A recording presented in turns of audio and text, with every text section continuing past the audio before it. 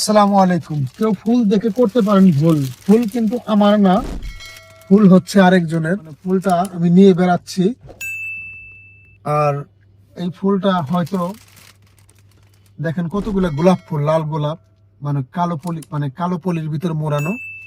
সত্যি দেখতেও সুন্দর লাগতেছে, কিন্তু হয়তো একটা গিফট, একটা জন্মদিনে বার্থডে গিফট। আজকে তার বার্থডে, তাকে আগাম জানাই হ্যাপি বার্থডে টু ইউ।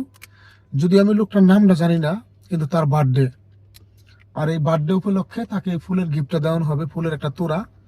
আসলে এত কিনা গোলাপ ফুল মাঝখানে দেওয়া, এই দেখেন মাঝখানে দেওয়া হলো ওই একটা গাছের পাতার মতো, আর কালো দিয়া নিচে লাল দিয়া মোড়ানো। সত্যি ভালোই লাগতেছে, খারাপ লাগতেছে না, ভালোই লাগতেছে।